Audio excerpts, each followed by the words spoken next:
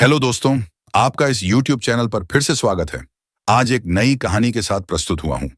आशा करता हूँ कि ये कहानी आपको पसंद आएंगी और अगर वीडियो अच्छा लगे तो हमारे छोटे से YouTube चैनल प्रोफेशनल हॉरर को बड़ा बनाने में हमारा साथ दें।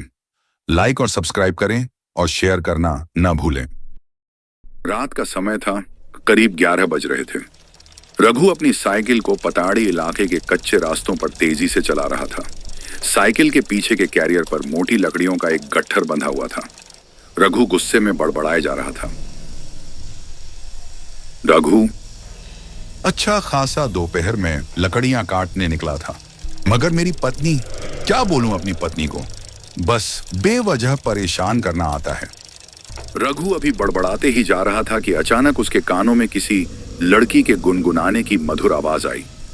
आवाज इतनी दिलकश थी कि उसके पैडल मारते पैर ठिठक गए। तभी उसकी नाक में तेज और मादक परफ्यूम की खुशबू भर गई। यह सब कुछ इतना अप्रत्याशित था कि रघु ने फौरन अपनी साइकिल रोक दी और इधर उधर देखने लगा। चारों ओर अंधेरे के साए और ऊंचे ऊंचे चने के पेड़ों के सिवा कुछ नजर नहीं आ रहा था। रघु की साइकिल पर लगी टॉर्च भी बंद हो चुकी थी। उसने झुंझलाकर अपनी जेब से एक छोटी टॉर्च निकाली और इधर उधर रोशनी डालने लगा। तभी उसकी नजर सामने के तालाब पर पड़ी। तालाब के किनारे एक रहस्यमयी काली छाया बैठी हुई थी। उसे देखकर रघु बुदबुदाया, ये तो किसी औरत की छाया मालूम पड़ती है। कहीं कोई टूरिस्ट भटक कर यहाँ तो नहीं आ गई। जिज्ञासा से भरे रघु ने साइकिल वहीं छोड़ दी और तेजी से तालाब की ओर बढ़ गया।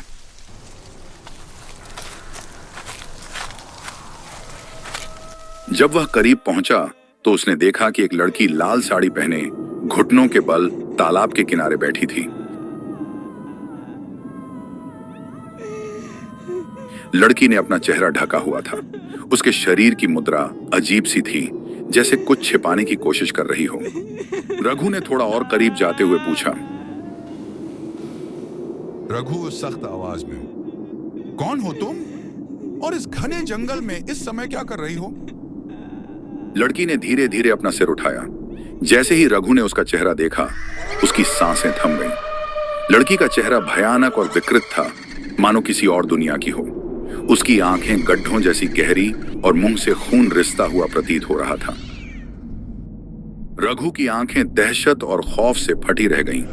उसने चीखने की कोशिश की, लेकिन उसकी चीख जंगल के सन्नाटे में कहीं खोकर रह गई। उधर नताशा अपने कमरे में बैठी बैग पैक कर रही थी। उसने पूरा कमरा सामान से भर रखा था। तभी उसका पति राहुल गुस्से में कमरे में दाखिल हुआ। राहुल गुस्से से, ये क्या नताशा, अभी तक पैकिंग नहीं हुई तुम्हारी? तुम्हें पता है हमें निकलना है। नताशा झल्लाते हुए, पैकिंग करना इतना आसान नहीं होता राहुल, इसमें टाइम लगता है। राहुल अपनी झुंझलाहट छुपा नहीं पाया। राहुल चिड़चिड़ाते हुए, अरे यार नताशा, ऐसी हालत में तुम्हें जल्दी करनी चाहिए। किसी भी वक्त माँ आ सकती हैं, हमें उनके आने से पहले निकलना होगा।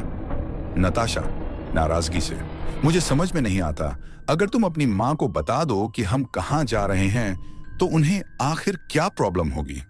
राहुल ने गहरी सांस ली और अपनी आवाज को दबाते हुए बोला, राहुल, तुम बात को समझ नहीं रही हो। नताशा, माँ को उस जगह से न जाने क्यों चिढ़ है जहां हम जा रहे हैं। बचपन से ही उन्हें उस जगह का नाम तक सुनना पसंद नहीं। राहुल, मुझे समझ नहीं आता कि पूरे देश में घूमने के लिए हमें नैनीताल और भीमताल क्यों नहीं जा सकते। आप हर बार वही बात क्यों दोहराती हैं? कणिका ने उसे गहरी निगाहों से घूरा और ठंडे लेकिन तीखे स्वर में कहा, कणिका, राहुल, मेरी समझ में नहीं आता कि तुम क्यों जिद पकड़ रहे हो। क्या तुम्हें मालूम नहीं कि उस जगह से मुझे कितनी नफरत है? राहुल ने झुंझलाकर जवाब दिया, राहुल, माँ, नताशा का शुरू से वहां जाने का मन था और सिर्फ आपकी नफरत के कारण मैं उसे यह खुशी देने से इनकार नहीं कर सकता। इसके अलावा हम अकेले नहीं जा रहे, मेरा दोस्त एंथनी भी साथ होगा। यह सुनकर कणिका के चेहरे पर चिंता और डर की परछाइयां गहरी हो गईं। उसने धीमे लेकिन सख्त स्वर में कहा, कणिका, दहशत भरे स्वर में, मेरा कहां मान लो राहुल, वहां मत जाओ। लेकिन राहुल के सब्र का बांध टूट चुका था। उसने अपनी आवाज तेज कर दी, राहुल खींचते हुए, मां, अब बस कीजिए। मैं कोई बच्चा नहीं हूं जो आपकी हर बात मान लूं। मैं 1 हफ्ते में लौट आऊंगा। आप टेंशन मत लीजिए। इतना कहकर वह गुस्से से कमरे से बाहर निकल गया। थोड़ी देर बाद एंथनी अपनी शानदार लग्जरी कार लेकर पहुंचा। नताशा और राहुल ने जल्दी जल्दी अपना सामान गाड़ी में रखा। जाते जाते राहुल ने अपनी मां को देखा, लेकिन उनकी आंखों में छिपा खौफ उसे एक पल के लिए विचलित कर गया। पहाड़ियों के बीच बसा एक खूबसूरत कॉटेज चारों ओर हरियाली और घने पेड़ों से घिरा हुआ था, लेकिन इस शांत वातावरण में आज अजीब सी बेचैनी थी। कॉटेज के अंदर निर्मला सफाई में व्यस्त थी। वह वहां काम करने वाली नौकरानी थी। तभी एक अधेड़ उम्र का व्यक्ति, जो दिखने में कॉलेज का प्रोफेसर लग रहा था, कमरे में दाखिल हुआ। उसकी आंखों में गुस्सा और आवाज में सख्ती थी। प्रोफेसर गुस्से से, निर्मला, ये क्या 2 दिन से कॉटेज की सफाई नहीं हो पाई? तुम अपने काम को इतने हल्के में क्यों लेती हो? निर्मला, जो पहले से परेशान लग रही थी, धीमे स्वर में बोली, साहब, मेरा पति रघु कई दिनों से घर नहीं लौटा। उसकी चिंता मुझे खाई जा रही है। ऐसा पहले कभी नहीं हुआ। प्रोफेसर ने उसे डपटते हुए कहा, तुम्हारा वो शराबी पति कहीं पड़ा होगा। अपनी इन बातों में मत उलझो और काम पर ध्यान दो। दिल्ली से मेरा दोस्त राहुल, उसकी पत्नी नताशा और उनका दोस्त एंथनी यहां कुछ दिन के लिए रुकने आ रहे हैं। वो लोग कभी भी पहुंच सकते हैं। निर्मला चुपचाप सफाई में लग गई। प्रोफेसर खिड़की के पास जाकर खड़ा हो गया और बाहर के दृश्य को देखने लगा। तभी उसने देखा कि कॉटेज के चारों ओर कोहरा बहुत तेजी से फैल रहा था। वह बड़बड़ाने लगा, प्रोफेसर, खुद से, ये कैसा कोहरा है? मैंने आज तक इतने तेजी से फैलते हुए कोहरे को नहीं देखा। प्रोफेसर ने खिड़की से हटकर निर्मला की ओर देखा और कहा, सुनो, आज रात यहीं रुकना। बाहर की हालत ठीक नहीं लग रही। निर्मला कुछ कहने ही वाली थी कि प्रोफेसर तेज कदमों से गार्डन की ओर निकल गया। बाहर जाते ही उसने देखा कि कोहरा और गाढ़ा हो रहा था। तभी उसे ऐसा महसूस हुआ जैसे कोई उसकी आंखों के सामने से तेज रफ्तार में गुजरा और पास के एक बड़े पेड़ की ओर चला गया। प्रोफेसर धुंध के बीच खड़े थे। उनके कानों में अचानक एक लड़की की सुरीली आवाज गूंजी। आवाज इतनी करीब से आई कि प्रोफेसर चौंक गए। लड़की धीमे ये तुम्हारा वहम नहीं, बल्कि सच है। मैं तो तुम्हारे ठीक पीछे खड़ी हूं। प्रोफेसर के होश उड़ गए। वह तुरंत पीछे पलटे। उनके सामने एक बेहद सुंदर युवती खड़ी थी। लाल साड़ी में लिपटी वह लड़की शांत लेकिन भयावह लग रही थी। उसकी बड़ी बड़ी आंखों में अजीब सी चमक थी, जो किसी इंसान से अलग लग रही थी। उसकी आंखों की गहराई और चेहरे की कशिश ने प्रोफेसर के रोंगटे खड़े कर दिए। अचानक आसपास धुंध और गहरी होने लगी। यह धुंध न केवल दिखाई दे रही थी, बल्कि उसका दबाव भी महसूस हो रहा था। प्रोफेसर की सांसें तेज हो गईं। उनकी जुबान कांपने लगी। प्रोफेसर लड़खड़ाते हुए, तुम कौन हो और ये सब क्या हो रहा है? युवती के चेहरे पर एक अजीब सा मुस्कुराहट तैर गई। उसकी आवाज अब गंभीर और रहस्यमयी हो गई थी। प्रोफेसर कुछ समझ नहीं पाए। उन्होंने कांपते हुए कहा, तुम किसकी बात कर रही हो? ये सब क्या बकवास है? की मुस्कान गहरी हो गई। उसकी आवाज और सर्द हो गई। तुम्हें यह समझने की जरूरत नहीं है। बस इतना जान लो कि तुम्हारा जिंदा रहना मेरे लिए खतरा बन सकता है और इसलिए तुम्हें मरना होगा। यह सुनते ही युवती की शक्ल बदलने लगी। उसका चेहरा सफेद बर्फ जैसा हो गया। उसकी आंखें कोयले की तरह काली हो गईं। उसके लंबे काले बाल जमीन तक फैल गए। उसकी पूरी काया एक भयावह परछाई में बदलने लगी। प्रोफेसर को लगा जैसे उनकी रूह कांप गई हो। उनकी आंखें डर और अविश्वास से फटी रह गईं। प्रोफेसर सिहरते हुए, तुम कौन हो? आखिर तुम चाहती क्या हो? युवती ने तीखी हंसी के साथ जवाब दिया। तुम कौन हो? आखिर तुम चाहती क्या हो? अचानक एक तेज हवा का झोंका प्रोफेसर से टकराया। युवती ने गहरी और भयावह चीख के साथ हवा में छलांग लगा। प्रोफेसर की आंखों के सामने अचानक सब कुछ धुंधला हो गया। उन्हें महसूस हुआ कि एक अदृश्य ताकत ने उन्हें उठा लिया है। वह बिजली की रफ्तार से उड़ते हुए पास के एक पेड़ की नुकीली शाख से जा टकराए। शाख उनके सीने को चीर कर आर पार हो गई। उनकी चीख गूंजकर सन्नाटे में विलीन हो गई। कॉटेज के अंदर निर्मला, जो सफाई कर रही थी, चीख सुनकर घबरा गई। वह दौड़ती हुई बाहर आई, लेकिन बाहर सिर्फ सन्नाटा और धुंध थी। अचानक उसने देखा कि वह भयानक लड़की एक काले धुएं में तब्दील होकर गायब हो रही थी। उसे यह एहसास भी नहीं हुआ कि ठीक उसके सामने उस घने पेड़ की शाख पर प्रोफेसर की लाश लटकी हुई थी। प्रोफेसर का चेहरा सफेद और सख्त हो चुका था, मानो उसे मरे वर्षों बीत चुके हों। उनके शरीर से खून की एक एक बूंद जैसे किसी ने निचोड़ ली थी। उनकी आंखों की जगह अब सिर्फ गहरे काले गड्ढे थे जिनसे शून्य टकटकी लगा रहा था। निर्मला कांपते हुए पेड़ के पास गई, लेकिन उसे ऊपर लाश का कोई आभास नहीं हुआ। वह खुद से बड़बड़ाई, यह कैसी चीख थी? रात के 2 बज रहे थे। राहुल की माँ कनिका अपने बंगले में बेचैनी से इधर उधर टहल रही थी। उनकी आंखों से नींद कोसों दूर थी और माथे पर चिंता की लकीरें गहरी होती जा रही थीं। वह बड़बड़ाती जा रही थी। कणिका गंभीर स्वर में, जिस बात का मुझे डर था वही हुआ। आजकल के बच्चे बड़े क्या कह रहे हैं ये समझते ही नहीं। पता नहीं अब क्या होगा। ये कहते हुए वह धीरे धीरे जाकर एक कुर्सी पर बैठ गई और 20 साल पुरानी यादों में खो गई। वह भीमताल की घने जंगलों के बीच स्थित एक पुरानी और विशाल हवेली थी। बाहर तेज बारिश हो रही थी। हवेली के अंदर 25 साल की कनिका अपने छोटे बच्चे को दूध पिला रही थी। तभी उसका पति अशोक बारिश में भीगा हुआ और बुरी तरह घबराते हुए अंदर आया। कणिका चिंतित होकर, आप बारिश में भीग कैसे गए और इतने घबराए हुए क्यों हैं? अशोक की सांसें तेज चल रही थीं। वह कंपाती आवाज में बोला, अशोक, कणिका, अभी वक्त नहीं है सवाल जवाब का। तुम्हें अभी और इसी वक्त यहां से निकलना होगा। कणिका चौंकते हुए, निकलना होगा? मगर क्यों? क्या सब ठीक है? अशोक ने झपट कर बच्चे को अपनी गोद में उठा लिया और बोला, अशोक, घबराहट में, जल्दी करो, सामान की चिंता मत करो, कार बाहर तैयार है, हमें तुरंत यहां से निकलना होगा। सारी बातें बाद में बताऊंगा। कणिका ने पैकिंग की बात कही तो अशोक लगभग चीख पड़ा, पैकिंग भूल जाओ, जो सामान जहां है वहीं पड़ा रहने दो। मैंने कहा ना, अभी और इसी वक्त हमें यहां से निकलना होगा। पैकिंग भूल जाओ, जो सामान जहां है वहीं पड़ा रहने दो।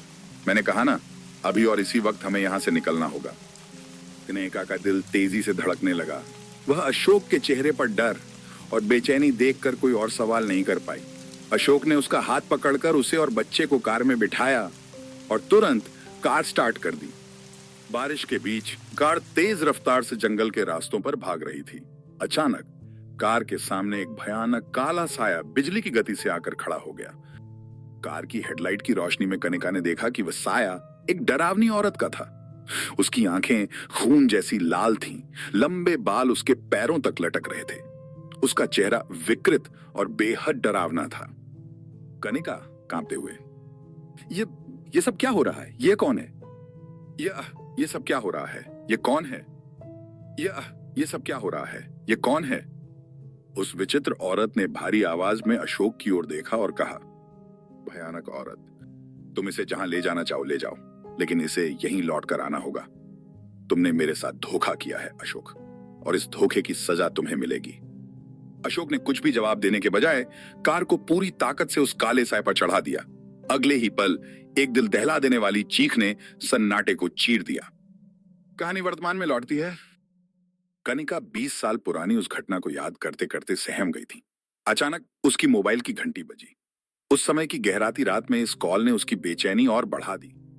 कनिका हैरानी से, इतनी रात को किसका फोन आ सकता है?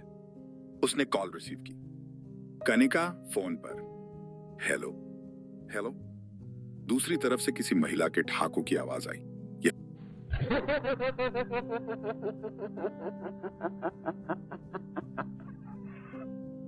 यह हंसी इतनी अजीब और डरावनी थी कि कनिका के शरीर में सिहरन दौड़ गई।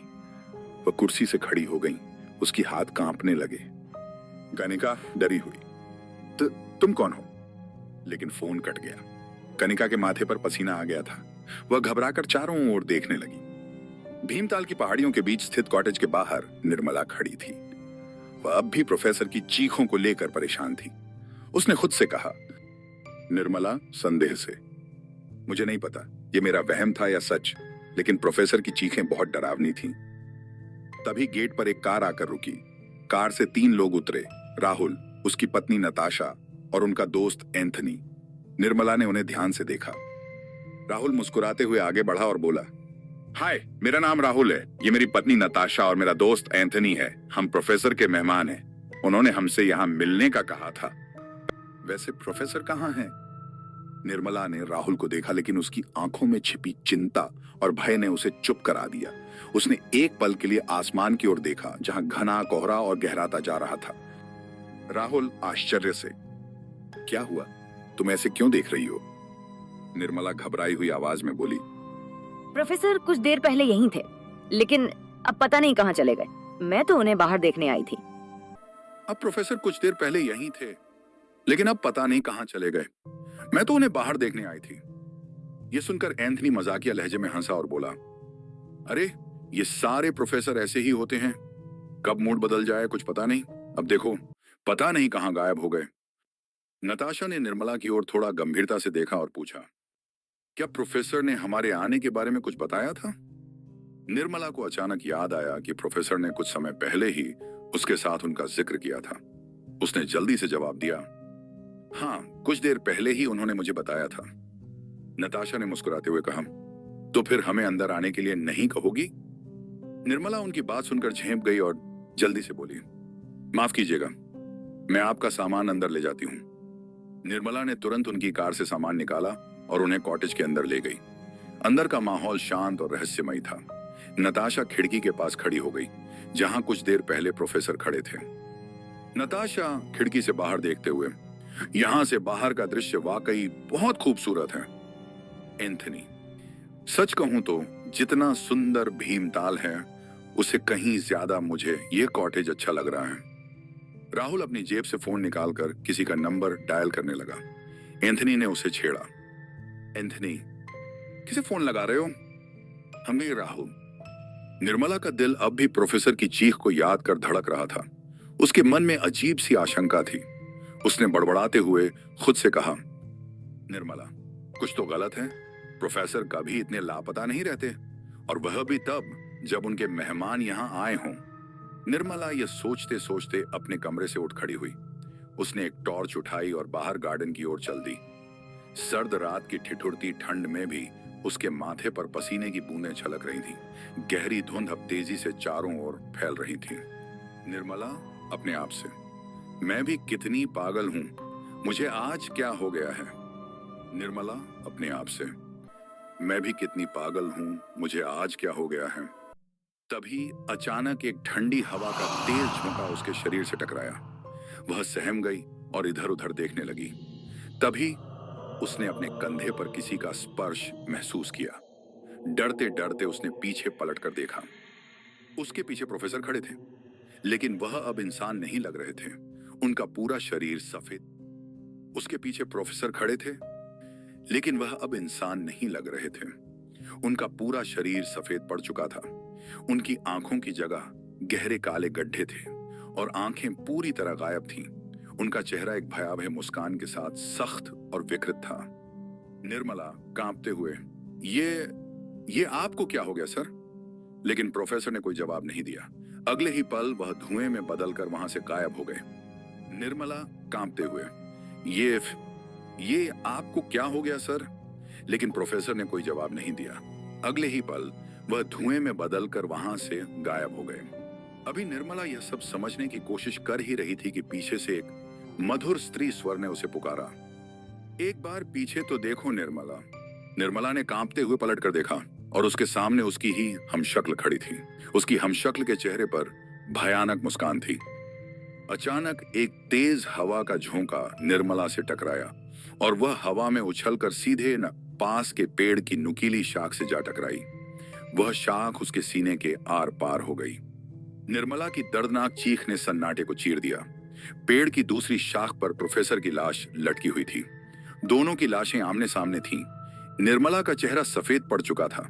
उसकी आंखों की पुतलियां गायब हो चुकी थीं और उसका शरीर ऐसा लग रहा था मानो वह वर्षों से मरी हुई हो।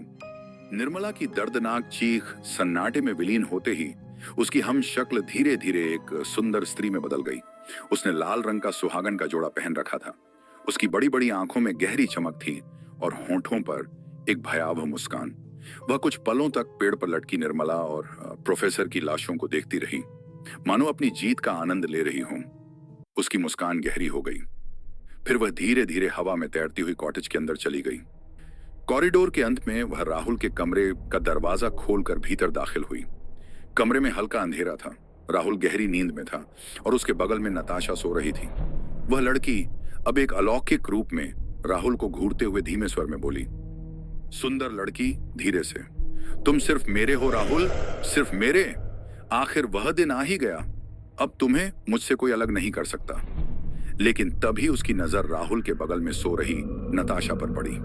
नताशा को देखकर उसकी आंखें खून जैसी लाल हो गईं।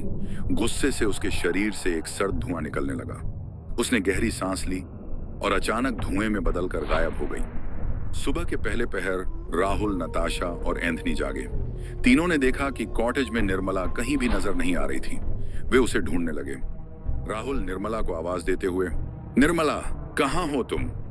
काफी देर ढूंढने के बाद भी जब निर्मला नहीं मिली तो एंथनी छिड़कर राहुल से बोला, एंथनी गुस्से में, यार ये सब क्या हो रहा है?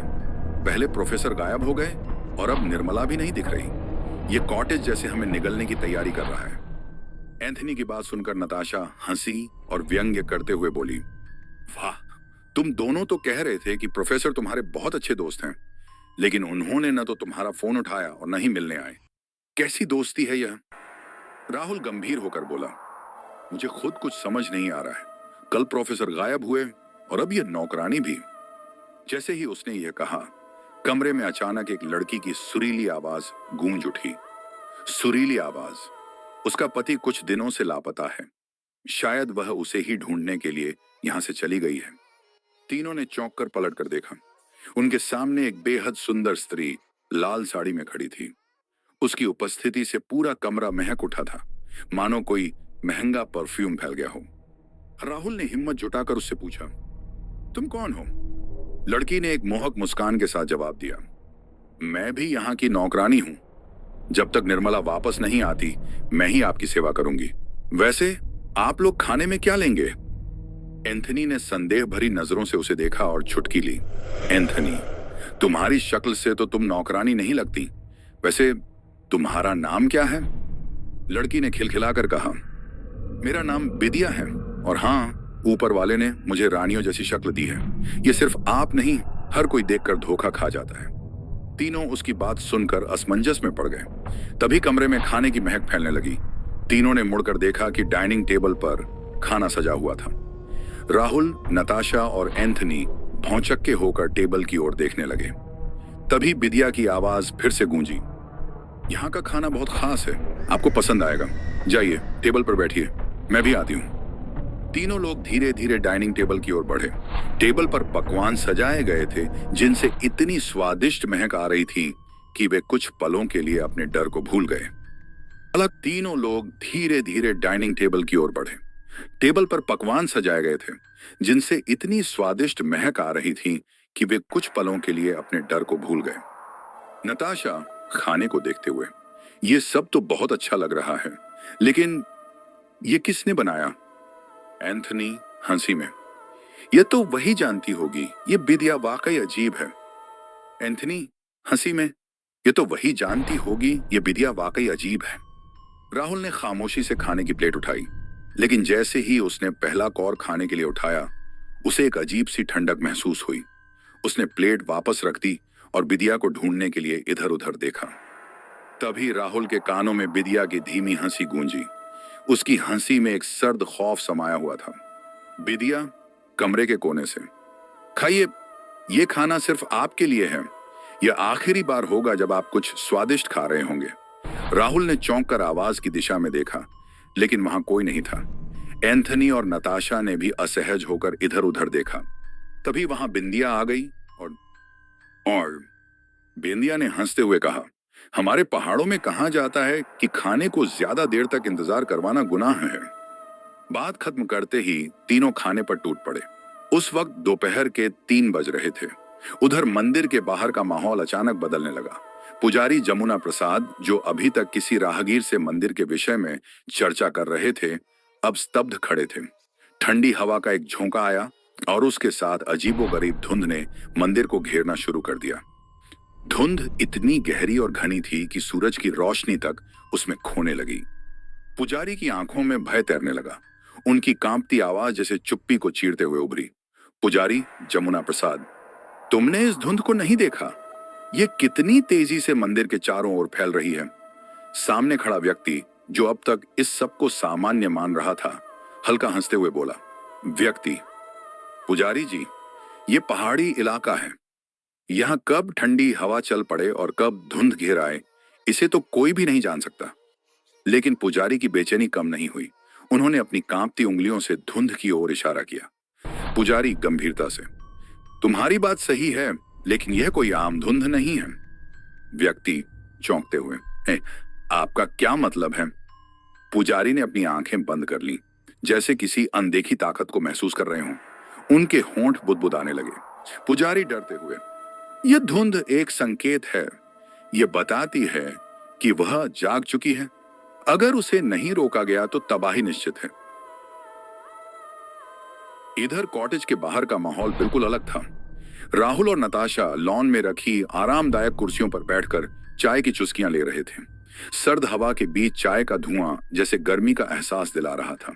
नताशा ने राहुल को हल्की मुस्कान दी और कहा, लगता है आज मौसम थोड़ा ज्यादा ही खूबसूरत है। राहुल सहमति में सिर हिलाता, बस चाय का आनंद ले रहा था।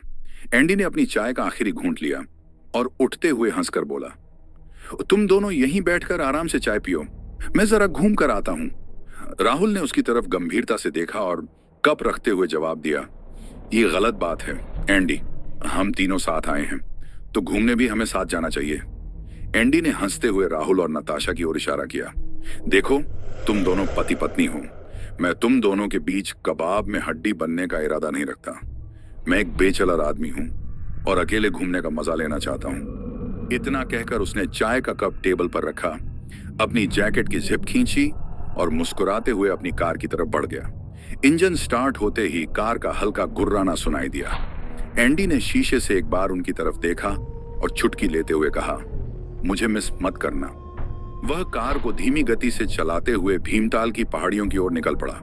सर्द हवाओं के बीच झीलों और पहाड़ियों का मनमोहक नजारा उसकी आंखों में जैसे बस गया। सड़क के दोनों ओर देवदार और ओक के पेड़ों की कतारें किसी हरे सुरंग की तरह लग रही थीं।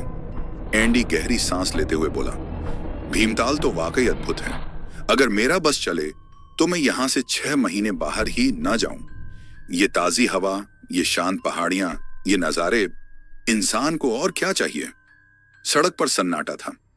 सिर्फ कार के पहियों की आवाज और उसके इंजन की हल्की गूंज सुनाई दे रही थी। एंडी ने अपनी खिड़की का शीशा थोड़ा नीचे किया और बहती ठंडी हवा का आनंद लिया, लेकिन तभी उसकी मुस्कान गायब हो गई। सामने की सड़क पर एक भयानक काला धुआं अचानक एक घने पेड़ की शाख से उठता हुआ हवा में तैरने लगा। धुआं इतना गाढ़ा था कि उसने एंडी की पूरी दृष्टि ढक ली। एंडी ने तुरंत ब्रेक मारा, लेकिन दृश्यता न के बराबर थी। उसने घबराकर कार को मोड़ने की कोशिश की, पर उसकी गाड़ी एक विशाल पेड़ से टकरा गई। टक्कर जोरदार थी, लेकिन एंडी ने तुरंत फुर्ती दिखाते हुए सीट बेल्ट खोली और किसी तरह कार से बाहर निकल आया। सर्द हवा के झोंके से उसका चेहरा पसीने से भीगा हुआ लग रहा था। उसने हांफते हुए आसपास देखा और खुद से बड़बड़ाया, ओह माय गॉड, आज तो मैं बाल बाल बच गया। अगर कार पेड़ से न टकराई होती और थोड़ी आगे बढ़ जाती तो सीधा खाई में गिरती। एंडी की सांसें अभी भी तेज चल रही थीं। तभी उसे किसी स्त्री की धीमी लेकिन स्पष्ट आवाज सुनाई दी। वह आवाज मानो हवा में गूंज रही थी। लगता है हमारी किस्मत में यही मिलना लिखा था। एंडी का चेहरा सफेद पड़ गया। उसने घबराकर पीछे मुड़कर देखा। वहां कोई और नहीं, बिंदिया खड़ी थी। उसने रहस्यमय मुस्कान के साथ उसकी ओर देखा, जैसे किसी पुराने राज को छुपा रही हो। एंडी ने चौंकते हुए कहा, तुम तो कॉटेज में थी, इतनी जल्दी यहां कैसे आ गई? बिंदिया ने एक धीमी लेकिन गूंजती हुई हंसी के साथ जवाब दिया, बस आपको ढूंढते ढूंढते यहां तक आ गई। बिंदिया ने एक धीमी लेकिन गूंजती हुई हंसी के साथ जवाब दिया, बस आपको ढूंढते ढूंढते यहां तक आ गई। बिंदिया के कदम धीरे धीरे एंडी की ओर बढ़ने लगे। उसकी चाल में एक अजीब सा लहराता हुआ अंदाज था। उसके होंठों पर हल्की मुस्कान थी और उसकी आंखें जैसे सीधे एंडी की आत्मा को भेद रही थीं। वह एंडी के करीब आकर ठहर गई। उसकी उंगलियां हल्के से एंडी के कंधे को छूने लगीं। एंडी ने असहज होकर पूछा, ऐसे क्या देख रही हो? बिंदिया ने उसकी आंखों में झांकते हुए जवाब दिया, जो अब तक किसी ने नहीं देखा। एंडी का गला सूखने लगा। उसे समझ नहीं आ रहा था कि बिंदिया की इस रहस्यमयी मुस्कान के पीछे क्या छुपा है। हवा अचानक ठंडी हो गई और पेड़ों से सरसराहट की अजीब आवाजें आने लगी। बिंदिया ने हल्की मुस्कान के साथ एंडी की ओर देखा और धीमी मोहक आवाज में पूछा, सच बताओ, जब तुमने मुझे पहली बार देखा था तब तुम्हारे मन में क्या ख्याल आया था? एंडी, एंडी ने उसे अजीब नजरों से देखते हुए जवाब दिया, क्या मतलब है तुम्हारा? बिंदिया ने उसकी आंखों में झांकते हुए कहा, क्या तुम्हारे मन में यह ख्याल नहीं आया था कि काश ये लड़की मेरी गर्लफ्रेंड होती? उसकी बात सुनकर एंडी के चेहरे पर हैरानी की लहर दौड़ गई। वो हड़बड़ा कर बोला, तुम्हें कैसे पता? क्या तुम मन के अंदर की बातें भी पढ़ सकती हो? बिंदिया ने हल्की हंसी के साथ सिर झटकते हुए कहा, वो सब छोड़ो, मैं एक आजाद ख्यालों वाली लड़की हूं। जिस तरह मैं तुम्हें अच्छी लगी उसी तरह तुम भी मुझे अच्छे लगे। ये सुनकर एंडी के होठों पर एक मक्कार मुस्कान उभर आई। उसकी नजरें बिंदिया के चेहरे से होती हुई उसके लहराते बालों और उसकी आंखों की गहराई तक जा पहुंची। उसके कदम अपने आप बिंदिया की ओर बढ़ने लगे। उसने अपने हाथ फैलाए मानो उसे अपनी बाहों में भरने वाला हो, लेकिन तभी बिंदिया ने अपनी उंगली उसके होठों पर रख दी और धीमे से कहा, नहीं, ये सड़क है, मैं नहीं चाहती कि कोई हमें देखे। एंडी ने अपनी जगह पर ठहरते हुए बिंदिया को घूरा। बिंदिया रहस्यमय लहजे में, मैं तुम्हें एक ऐसी जगह ले चलती हूं जहां कोई हमें डिस्टर्ब नहीं करेगा। एंडी ने बिना कुछ कहे उसकी बात मान ली। कुछ देर बाद वह बिंदिया के साथ एक पुरानी खंडहरनुमा हवेली में खड़ा था। हवेली के अंदर का माहौल बेहद डरावना था। हर कोने में धूल की मोटी परतें, जाले और सड़न की दुर्गंध थी। हवेली के बीचों बीच एक अजीब सा मंदिर बना हुआ था। उस मंदिर में एक भयानक मूर्ति रखी थी, एक औरत की मूर्ति जिसने सुहाग का जोड़ा पहना हुआ था। मूर्ति के पास चारों तरफ आग की लौ जल रही थी, जिसकी रोशनी से मूर्ति के विकराल चेहरे के भाव और भी डरावने लग रहे थे। मंदिर के वातावरण में एक घुटन और मनहूसियत थी जो एंडी के रोंगटे खड़े कर रही थी। उसने चारों ओर घबरा कर देखा और फिर बिंदिया की ओर मुड़ा। एंडी डरते हुए, ये तुम मुझे कहां ले आई? क्या तुम्हें यह जगह रोमांस के लिए सही लगती है? यह तो मुझे भूतिया लग रही है। बिंदिया ने उसकी बात पर कोई जवाब नहीं दिया। वह बस उसे घूरती रही। उसकी आंखों में एक अजीब सा आकर्षण था। उसकी आंखों में ऐसा कुछ था जो एंडी के दिलो दिमाग पर काबू पाने लगा। एंडी के शरीर में बेचैनी की एक लहर दौड़ गई। कुछ ही पलों में उसके कदम खुद ब खुद बिंदिया की ओर बढ़ने लगे। बिंदिया की आंखों में एक अजीब सी चमक उभरी। उसकी नजरें एंडी के चेहरे पर टिक गईं और उसने उसे घूरना शुरू कर दिया। एंडी को बिंदिया की आंखों में एक ऐसा आकर्षण महसूस हुआ जो उसकी सोच और इंद्रियों पर हावी होने लगा। उसकी हरकतें धीमी हो गईं और उसके कदम जैसे किसी अदृश्य ताकत के वश में धीरे धीरे बिंदिया की ओर बढ़ने लगे। एंडी अब बिंदिया के बेहद करीब था। बिंदिया ने उसकी आंखों में गहराई से झांकते हुए रहस्यमय अंदाज में मुस्कुराया और हल्की मगर ठंडी आवाज में कहा, हमारे पहाड़ों में एक परंपरा है, विवाह से पहले कोई भी स्त्री अपने शरीर को हाथ नहीं लगाने देती। अगर तुम सच में मेरे शरीर को छूना चाहते हो तो तुम्हें यह करना होगा। एंडी ने भौचक्का होकर पूछा, क्या करना होगा? बिंदिया ने अपनी नुकीली उंगली मूर्ति की ओर इशारा करते हुए कहा, अपने खून से इस मूर्ति की मांग में सिंदूर भर दो, उसके बाद तुम जो चाहो कर सकते हो। एंडी ने बिना कुछ सोचे समझे बिंदिया की बात मान ली। उसके चेहरे पर एक विचित्र सी लापरवाह हंसी थी, मानो उसके दिमाग पर किसी और का नियंत्रण हो। उसने मूर्ति के नुकीले पत्थर को देखा और अपने अंगूठे को उस पर जोर से गड़ा दिया। पत्थर की धार ने उसकी त्वचा को तुरंत चीर दिया और उसके अंगूठे से ताजे खून की धार बहने लगी। एंडी ने अपनी कांपती उंगलियों से मूर्ति की मांग में वो खून भर दिया। जैसे ही खून की पहली बूंद मूर्ति की मांग में गिरी, मंदिर की हवा अचानक ठंडी और भारी हो गई। माहौल में अजीब सी गूंज उठी, जैसे कई आवाजें एक साथ गुनगुना रही हों। एंडी के खून से भरी मांग देखते ही बिंदिया अचानक जोर से हंसी, लेकिन यह हंसी अब मानवीय नहीं थी। यह गहराई से गूंजती हुई भयानक और डरावनी थी। एंडी की आंखों में डर तैरने लगा। उसने बिंदिया को देखा, लेकिन अब वह बिंदिया नहीं थी। बिंदिया का शरीर काले धुएं में तब्दील हो चुका था। धुआं चारों ओर फैल गया और फिर उस धुएं ने एक भयानक आकृति ले ली। बिंदिया अब एक भयंकर चुड़ैल के रूप में उसके सामने खड़ी थी। उसका विकृत चेहरा बड़े बड़े लाल नाखून और खून के रंग की आंखें किसी भी इंसान की रूह कंपा देने के लिए काफी थीं। चुड़ैल ने अपनी तेज लंबे नाखूनों वाले पंजे को एंडी की गर्दन में गड़ा दिया। एंडी दहशत में चीखते हुए, नहीं! एंडी की चीख मंदिर की दीवारों से टकराकर गूंज उठी। चुड़ैल की नुकीली उंगलियों से खून का फव्वारा फूट पड़ा और वह खून सीधे उस मूर्ति पर गिरने लगा। मूर्ति का चेहरा खून से लाल हो गया और मंदिर के अंदर आग की लपटें और तेज हो गईं। चुड़ैल ने वहशी अंदाज में सिर उठाया और जोर से अट्टहास करते हुए मूर्ति की ओर देखा। उसकी आवाज मानो किसी गहरे अंधकार से निकल कर आ रही थी। चुड़ैल, बस कुछ समय और वह यहाँ आएगा और फिर यह सब पूरा होगा। चुड़ैल की आंखें अब मूर्ति पर टिकी थीं और उसकी हंसी ने पूरे मंदिर को थरथराने पर मजबूर कर दिया। एंडी का शरीर मूर्ति के पास बेसुध पड़ा था और उसके खून की आखिरी बूंदें भी मूर्ति को अर्पित हो रही थीं। मंदिर की दीवारों पर छायाएं नाचने लगीं। हर कोने से ऐसा लग रहा था कि कोई अंधेरे में खड़ा होकर उन दोनों को देख रहा है। चुड़ैल की हंसी के साथ साथ अब मंदिर के वातावरण में एक और अजीब गूंज थी, जैसे वह किसी का इंतजार कर रही हो, किसी के आने का। सुबह से ही भीमताल पर ठंड का कड़ा पहरा था। कोहरे की घनी चादर ने पूरी घाटी को अपने आगोश में ले रखा था। ऐसा लग रहा था जैसे प्रकृति ने खुद को एक गुप्त रहस्य में लपेट लिया हो। इस मौसम ने सैलानियों को उनके होटलों में कैद कर दिया था। मंदिर के घंटे की आवाज ने सन्नाटे को थोड़ा तोड़ा। पुजारी जमुना प्रसाद अपनी रोजमर्रा की पूजा खत्म कर बाहर निकले ही थे कि उनके कानों में एक जानी पहचानी स्त्री की आवाज गूंजी। स्त्री की आवाज, कैसे हो पुजारी जी? जमुना प्रसाद ने चौंक कर चारों ओर देखा। कोहरे में उन्हें कुछ भी दिखाई नहीं दिया। वे आवाज के स्रोत को पहचानने की कोशिश करने लगे। कुछ ही पलों बाद कोहरा फटता सा प्रतीत हुआ और एक स्त्री धीरे धीरे उनकी ओर आती हुई दिखाई दी। वह सामने आकर खड़ी हो गई। उसकी छवि को पहचानते ही पुजारी के चेहरे पर हैरत का भाव छा गया। जमुना प्रसाद, कणिका, तुम यहां क्यों आई हो? अशोक कहां है? कणिका आंखों में चिंता के भाव लिए, मेरी मदद कीजिए पुजारी जी। पुजारी की भ्रुकुटियां तन गईं, उनकी आवाज में कठोरता आ गई। जमुना प्रसाद, तुम्हें यहां नहीं आना चाहिए था। कणिका गहरी सांस लेते हुए, जानती हूं पुजारी जी, मगर मेरी मजबूरी मुझे खींच लाई। जमुना प्रसाद, तुम कहना क्या चाहती हो? क्या तुम अकेली आई हो?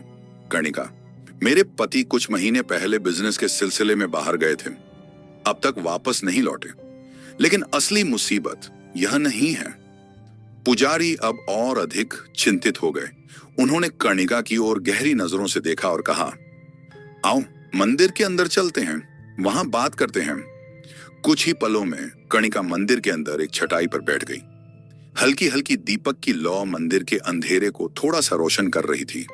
जमुना प्रसाद संजीदा लहजे में, अब बताओ कणिका, तुम्हारे चेहरे पर यह चिंता की लकीरें क्यों हैं? कणिका ने हल्के से कांपते हुए कहना शुरू किया।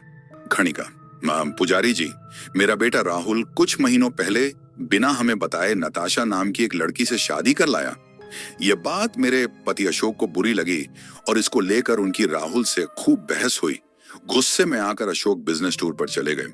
लाख मना करने के बावजूद राहुल अपनी पत्नी नताशा को लेकर भीमताल घूमने आ गया। कर्णिका ने रुककर गहरी सांस ली, फिर डरते हुए बोली, कल रात लगभग 2 बजे मेरे पास एक अज्ञात नंबर से फोन आया। जब मैंने फोन उठाया तो किसी लड़की की अजीबोगरीब हंसी सुनाई दी। वो हंसी मैंने उसे पहले भी सुना था, 20 साल पहले, यहीं भीमताल में। पुजारी के चेहरे पर खौफ की परछाई दौड़ गई। वह तेजी से बोले, कुछ तो बड़ा भारी गड़बड़ है। अब यह सिर्फ तुम्हारा मामला नहीं है कणिका, अब भीमताल को मेरी मदद की जरूरत है।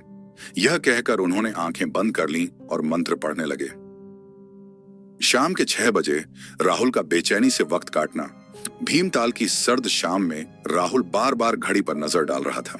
उसकी बेचैनी हर गुजरते पल के साथ बढ़ती जा रही थी। वह कभी घड़ी देखता तो कभी अपना फोन निकालकर एंडी को कॉल करने की कोशिश करता। उसका चेहरा चिंता से भरा हुआ था। यह सब देखकर नताशा ने ठंडे लहजे में पूछा, क्या हुआ राहुल, इतने बेचैन क्यों हो? राहुल खींचते हुए, एंडी अब तक नहीं आया, मुझे समझ नहीं आ रहा वह गया कहां, उसका फोन भी नहीं लग रहा। नताशा हंसते हुए, एंडी कोई दूध पीता बच्चा नहीं है, वह वापस आ जाएगा, चिंता मत करो। राहुल ने निराशा से सिर हिलाया। हाँ, लेकिन वह मेरा फोन भी तो उठा सकता है। मुझे उसकी चिंता हो रही है और प्रोफेसर भी लापता है। ऊपर से हमारी नौकरानी अचानक गायब हो गई और वह बिंदिया वह भी कहीं नजर नहीं आ रही। ऐसा लग रहा है जैसे सब कुछ उल्टा हो रहा हो। नताशा ने राहुल की बातों को नजरअंदाज करते हुए रसोई की ओर कदम बढ़ा दी। कुछ देर बाद वह गर्म कॉफी के 2 कप लेकर आई। नताशा मुस्कुराते हुए, लो कॉफी पी लो, ये तुम्हारा गुस्सा और चिंता दोनों खत्म कर देगी। राहुल ने कप थाम लिया और उसकी महक लेते हुए हल्का सा मुस्कुराया। तुम जानती हो, जब भी मुझे गुस्सा आता है कॉफी सब कुछ ठीक कर देती है। राहुल ने पहला घूंट लिया, लेकिन कुछ ही देर में उसकी पलकें भारी होने लगी। वह कुर्सी पर लुढ़क गया और गहरी नींद में सो गया। नताशा ने उसे सोते हुए देखा और उसकी ओर रहस्यमय नजरों से मुस्कुराई।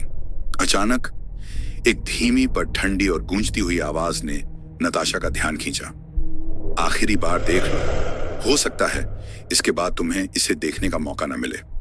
नताशा का चेहरा गंभीर हो गया। उसने धीरे धीरे उस आवाज को पहचान लिया। उसकी आंखों का रंग अचानक बदलने लगा। गहरे भूरे रंग की आंखें अब नीली चमक में तब्दील हो गईं। उसके चेहरे पर एक अजीब सा वहशीपन उभर आया। गुस्से से चीखते हुए उसने कहा, बुज़दिलों की तरह छुपी क्यों हो? सामने आओ।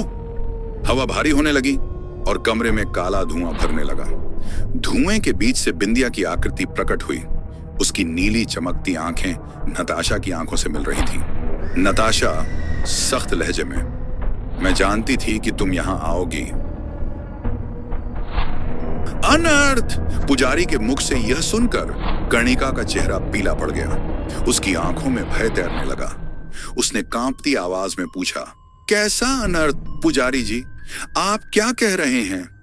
जमुना प्रसाद ने लंबी सांस ली। उनका गला भारी लग रहा था। वे गंभीरता से बोले, जिस लड़की को तेरा बेटा ब्याह कर लाया है, क्या तूने कभी उसके परिवार या अतीत के बारे में कुछ पता किया? कर्णिका ने सहमते हुए कहा, राहुल ने मुझे यही बताया था कि नताशा अनाथ है। वह हॉस्टल में रहती थी। कॉलेज में उनकी मुलाकात हुई और फिर प्यार हो गया। यह सुनते ही पुजारी का चेहरा गुस्से से लाल हो गया। उन्होंने जोर से चीखते हुए कहा, यह सब झूठ है। वह लड़की तुझे और तेरे बेटे को बड़ी चालाकी से धोखा दे चुकी है। तेरा पति अशोक भी इस अनर्थ को रोकने की कोशिश कर रहा था, लेकिन उसकी किस्मत उसे बचा नहीं पाई। कर्णिका पूरी तरह सहम गई। उसने घबराकर पूछा, पुजारी जी, आप क्या कहना चाहते हैं? कृपया स्पष्ट करें। पुजारी ने उसकी ओर गंभीर नजरों से देखा और बोले, जिस लड़की को तेरा बेटा ब्याह कर लाया है वह कोई इंसान नहीं है, वह एक चुड़ैल है। और तेरे बेटे ने उसके मांग में सिंदूर भरकर उसे सुहागन चुड़ैल बना दिया है। तेरे पति अशोक ने उसे रोकने की बहुत कोशिश की, लेकिन वह मौत की आगोश में चला गया। कर्णिका को ऐसा लगा जैसे उसके पैरों तले जमीन खिसक गई हो। उसने कांपती हुई आवाज में कहा, ऐसा कैसे हो सकता है पुजारी जी?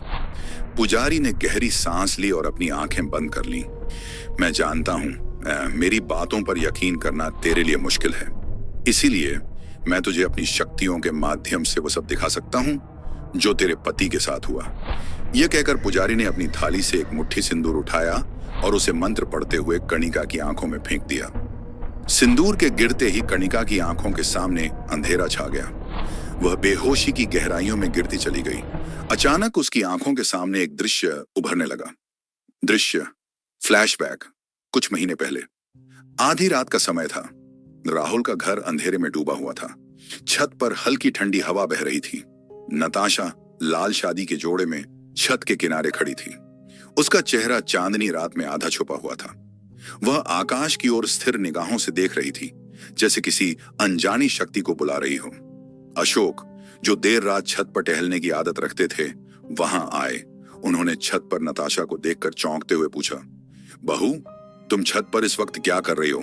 और ये शादी का लाल जोड़ा, आज अमावस की रात है। इस रात यह पहनना शुभ नहीं होता। नताशा ने कोई जवाब नहीं दिया। अशोक ने उसकी ओर कदम बढ़ाए। तभी नताशा ने धीरे धीरे अपना चेहरा उनकी ओर घुमाया। अशोक की आंखें जिसे डर से फटी रह गईं। यह क्या? नताशा का चेहरा अब सामान्य नहीं था। उसका आधा चेहरा जला हुआ था और बचे हुए हिस्से पर सड़े गले मांस के टुकड़े झूल रहे थे। उसके चेहरे पर रेंगते भयानक कीड़े अशोक की ओर घूर रहे थे। उसकी आंखों में खून सी लाल चमक थी। अशोक की आवाज कांप उठी। कौन हो तुम? भयानक औरत ने अपनी जली हुई मुस्कान के साथ जवाब दिया। अपनी बहू को नहीं पहचानता तू? अशोक ने घबराते हुए पीछे कदम बढ़ाए। तुम मेरी बहू नहीं हो सकती, औरत ने जोर से हंसते हुए कहा। याद कर, 20 साल पहले मैंने तुझसे कहा था कि अपने बेटे को यहां से दूर ले जा, लेकिन तेरा बेटा मेरी ओर लौट आया। अब मैं उसे लेने खुद यहां आ गई हूं। अशोक ने डर से कांपते हुए पलटकर भागने की कोशिश की, लेकिन उसके पैर जैसे जमीन से चिपक गए। उसने नीचे देखा तो महसूस हुआ कि किसी अदृश्य शक्ति ने उसके पैरों को जकड़ लिया है। भयानक औरत अब बिजली की गति से अशोक के सामने खड़ी हो गई। उसकी उंगलियां लंबी और नुकीली हो चुकी थीं, जैसे किसी शिकारी भेड़िए के पंजे। उसने अशोक की ओर झपट कर कहा, अब तू जिंदा नहीं रह सकता। मेरा राज जानने वालों का अंत यही होता है। अगले ही पल उसने अपने पंजे अशोक की गर्दन में गढ़ा दिए। अशोक की चीख पूरी हवेली में गूंज उठी। उसकी आंखों से खून बहने लगा। कुछ ही पलों में उसका शरीर झुलसने लगा, जैसे आग उसे लील रही हो। देखते ही देखते अशोक राख में बदल गया। औरत ने अपनी जगह से हटते हुए फिर से नताशा का रूप धारण कर लिया।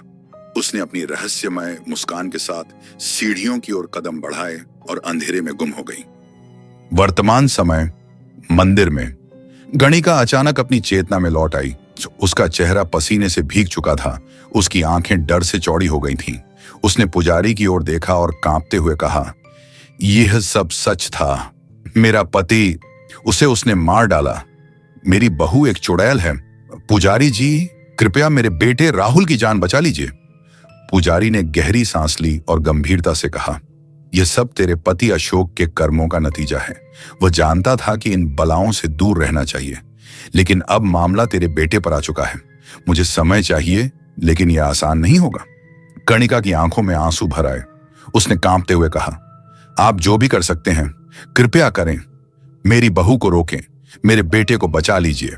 कणिका की बात सुनते ही पुजारी जमुना प्रसाद का चेहरा गुस्से से लाल हो गया। उनकी आवाज में अब एक भारीपन था, मानो वह वर्षों से दबा हुआ गुस्सा अब फूटने वाला हो। कभी कभी इंसान के कर्मों की सजा उसकी पीढ़ियां भी भुगतती हैं, पुजारी ने तीखे स्वर में कहा। कणिका ने कांपते हुए कहा, लेकिन मुझे आज तक समझ नहीं आया कि मेरे पति ने ऐसा क्या किया था। मैंने उनसे बार बार पूछा, लेकिन हर बार उन्होंने मेरी बात टाल दी।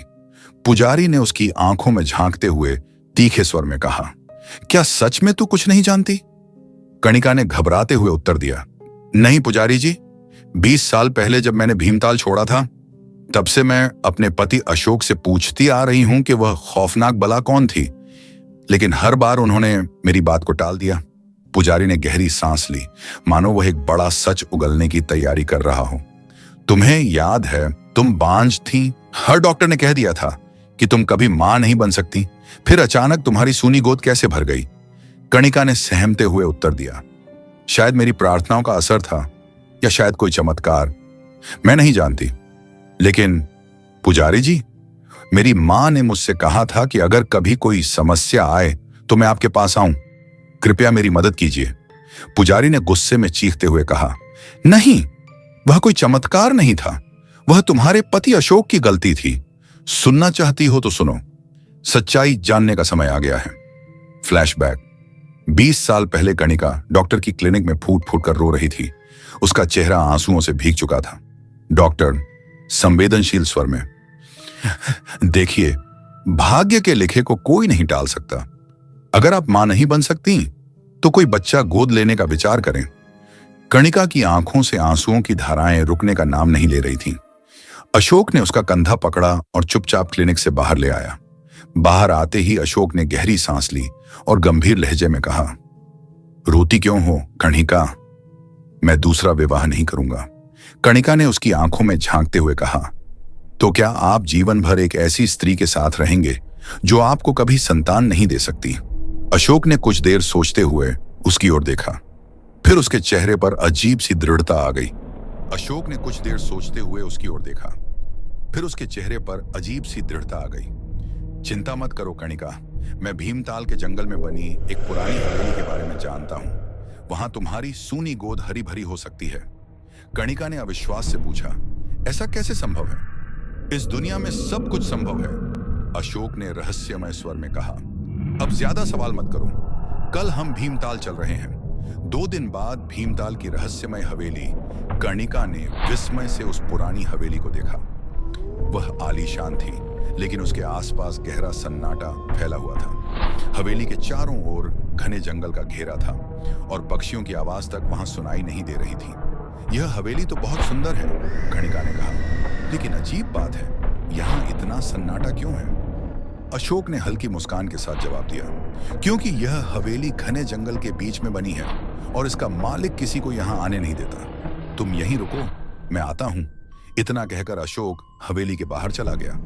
वहां उसका एक दोस्त पहले से उसका इंतजार कर रहा था। वह एक प्रोफेसर जैसा व्यक्ति था, गहरे ज्ञान और रहस्यमय व्यक्तित्व वाला। यह प्रोफेसर दरअसल राहुल के वर्तमान प्रोफेसर का पिता था। जैसे ही अशोक पहुंचा, प्रोफेसर ने उसे देखा और गंभीरता से कहा, तुम बिल्कुल सही समय पर आए हो। आज अमावस्या की रात है। अशोक ने अपने माथे पर आई शिकन को छुपाने की कोशिश करते हुए पूछा, हमें जाना कहाँ है? प्रोफेसर ने हवेली की ओर इशारा करते हुए उत्तर दिया, इसी हवेली के अंदर। यहाँ एक प्राचीन शैतानी मंदिर है। मैंने लाइब्रेरी में एक पुरानी किताब में इसके बारे में पढ़ा था। वहां 2 चुड़ैलों का वास है। इस रात उनकी शक्तियां अपने चरम पर होती हैं। अशोक ने घबराहट और उत्सुकता के मिले जुले भाव के साथ पूछा, क्या यह सुरक्षित होगा? प्रोफेसर ने रहस्यमय मुस्कान के साथ जवाब दिया, सुरक्षित? यह इस पर निर्भर करता है कि तुम उनके साथ क्या व्यवहार करते हो। लेकिन याद रखना, इस मंदिर में किसी भी शर्त को नकारना खतरे से खाली नहीं है। अशोक और प्रोफेसर धीरे धीरे तहखाने की ओर बढ़े। हर कदम के साथ अंधेरा और गहराता गया। हवा में घुटन थी और एक अजीब सी ठंडक उनकी त्वचा में चुभ रही थी। अचानक जैसे किसी अदृश्य शक्ति ने उनकी उपस्थिति भांप ली हो, दीवारों पर लगी मशालें खुद ब खुद जल उठी। अब उनकी रोशनी ने तहखाने के भयानक सच को उजागर कर दिया। तहखाने के बीचों बीच एक कक्ष था जिसमें एक विशाल मूर्ति स्थापित थी। वह मूर्ति किसी भयानक देवी की प्रतीत होती थी। उसकी आंखें अंगारों की तरह चमक रही थीं और चारों ओर फैली आग उसकी विकरालता को और भयानक बना रही थी। अचानक कमरे में एक रहस्यमयी स्त्री की आवाज गूंज उठी, कौन हो तुम दोनों? क्या तुम जानते नहीं कि इंसानों का यहाँ आना मना है? प्रोफेसर ने डरते हुए लेकिन साहस जुटाते हुए जवाब दिया, हाँ, हमें पता है, लेकिन हम यह भी जानते हैं कि जो काम कोई नहीं कर सकता वह तुम कर सकती हो। प्रोफेसर के इतना कहते ही कमरे में काले धुएं का एक झोंका फैल गया। वह धुआं धीरे धीरे 2 सुंदर कन्याओं के रूप में बदल गया। उनकी सुंदरता इतनी अलौकिक थी कि अशोक और प्रोफेसर दोनों मंत्रमुग्ध रह गए। उनमें से एक स्त्री ने अशोक की ओर देखते हुए मुस्कुराकर कहा, बोलो, क्या चाहते हो? अशोक कांपती आवाज में बोला, मेरी पत्नी, वह मां नहीं बन सकती। क्या आप हमारी मदद कर सकती हैं? ये सुनते ही उन दोनों स्त्रियों में से एक ठहाका लगाकर हंस पड़ी। उसकी हंसी से तहखाना गूंज उठा। तुम्हारी पत्नी एक सुंदर बेटे को जन्म देगी, उसने कहा, लेकिन मेरी एक शर्त है। अशोक ने घबराकर पूछा, कैसी शर्त? उस स्त्री की आंखें रहस्यमयी चमक से भर गईं। उसने कहा, जब तुम्हारा बेटा जवान होगा तो उसका विवाह मेरे साथ होगा। प्रोफेसर ने असमंजस में पड़ते हुए पूछा, यह क्यों? स्त्री ने गंभीर स्वर में उत्तर दिया, हमारी चुड़ैल लोक का नियम है कि यदि हम किसी स्त्री को वरदान दें और उसका पुत्र हो तो वह पुत्र हमारा सुहाग बनता है। ऐसा करने से हमें अमृता और यौवन का वरदान मिलता है। अशोक ने यह सुनकर पीछे हटने की कोशिश की, लेकिन प्रोफेसर ने उसे इशारे से शांत रहने को कहा। अशोक ने झिझकते हुए कहा, ठीक है, मुझे यह शर्त मंजूर है। अशोक के ऐसा कहते ही उन सुंदर स्त्रियों का रूप बदलने लगा। उनकी त्वचा काली और भयानक हो गई। उनके लंबे नुकीले नाखून, लाल जलती आंखें और डरावनी हंसी तहखाने को और भयानक बना रही थी। उनमें से एक चुड़ैल ने गहरी आवाज में कहा, जाओ, तुम्हारी पत्नी की गोद हरी हो जाएगी, लेकिन याद रखना, अगर तुमने हमें धोखा दिया तो तुम्हारी पीढ़ियों को इसकी सजा मिलेगी। चुड़ैलों की भविष्यवाणी सच साबित हुई। कुछ महीनों बाद कर्णिका ने राहुल को जन्म दिया। उनकी सूनी गोद अब खुशियों से भर गई थी। लेकिन राहुल के पैदा होने के कुछ समय बाद ही अशोक ने अपना इरादा बदल दिया। एक रात अशोक ने प्रोफेसर से कहा, मैं अपने बेटे का विवाह एक चुड़ैल से नहीं कर सकता। प्रोफेसर ने उसे चेतावनी देते हुए कहा, क्या तुम पागल हो गए हो? तुम्हें उनकी धमकी याद नहीं? अगर तुमने उन्हें धोखा दिया तो वे तुम्हारी पीढ़ियों को तबाह कर देंगी। लेकिन अशोक ने दृढ़ता से जवाब दिया, मैंने पता कर लिया है कि उन चुड़ैलों की ताकत सिर्फ भीमताल तक सीमित है। मैं आज रात ही अपनी पत्नी और बेटे को यहां से बहुत दूर ले जाऊंगा। इसके बाद वे हमारा कुछ नहीं बिगाड़ पाएंगे। उस रात अशोक ने अपनी पत्नी और बेटे को लेकर भीमताल छोड़ दिया, लेकिन वह नहीं जानता था कि चुड़ैलों का शाप उसे और उसकी पीढ़ियों को कभी नहीं छोड़ेगा। इतनी कहानी सुनाने के बाद पुजारी चुप हो गया। कणिका की आंखों में भय के साए मंडरा रहे थे। उसने कांपते हुए कहा, जो होना था वो हो गया, अब मेरे बेटे की जान बचाइए। पुजारी जी, पुजारी ने गंभीरता से कहा, मुझे पता चला है कि 3 लोगों का खून उस शैतान की देवी को चढ़ाया गया है, लेकिन उन दोनों चुड़ैलों का अंत किया जा सकता है। इसके लिए मुझे नौकुचिया ताल का पानी लाना होगा। उस पानी को मैं मंत्रों से अभिमंत्रित करूंगा और शैतान की देवी की मूर्ति पर फेंकूंगा। यह काम तुरंत करना होगा, चलो मेरे साथ। नौकुचिया ताल से अभिमंत्रित पानी लेकर पुजारी और कणिका वापस हवेली पहुंचे। उधर तहखाने में बिंदिया और नताशा एक दूसरे के सामने खड़ी थीं। उनकी आंखों में क्रोध था। बिंदिया गुस्से से, तुझे मैंने इसे यहां लाने के लिए भेजा था। ये मेरी देन है, इसके सुहागन बनने का अधिकार मेरा है। नताशा गंभीर स्वर में, इंसान का आकर्षण अजीब होता है। बिंदिया, मैं इसे अपना बना चुकी हूं। बिंदिया चिल्लाते हुए, तुझे पता है कि शैतान की देवी तेरे इस कारनामे से कितनी क्रोधित है। अगर राहुल की बलि जल्द ही उसे नहीं चढ़ाई गई तो तुझे भी इसका खामियाजा भुगतना पड़ेगा। तभी बिंदिया और नताशा ने राहुल को पकड़ लिया और उसे तहखाने में ले गई। बिंदिया ने नताशा से कहा, अब देरी मत कर, अपने असली रूप में आ और इसे मार डाल। इसके खून की एक एक बूंद शैतान की देवी को अर्पित कर। नताशा भयानक चुड़ैल के रूप में बदल गई। उसने पंजे बढ़ाए और राहुल की गर्दन में गाड़ने ही वाली थी कि तभी पुजारी की तेज आवाज गूंजी, रुक जा चुड़ैल। पुजारी ने अभिमंत्रित पानी शैतान की देवी की मूर्ति पर फेंक दिया। पानी के गिरते ही मूर्ति से आग की लपटें उठने लगी। बिंदिया और नताशा के शरीर में भी आग लग गई। वे दोनों चीखते हुए धुएं में बदल गईं। बिंदिया चिल्लाते हुए, मेरा अंत नहीं हो सकता, मैं वापस आऊंगी। नताशा गुस्से से, पुजारी, तूने जो किया है उसका अंजाम भुगतेगा। मैं राहुल को ले जाऊंगी। लेकिन उनकी धमकियां हवा में गुम हो गईं। मूर्ति के चकनाचूर होते ही तहखाने में सन्नाटा छा गया। सुहागन चुड़ैलों का अंत हो चुका था।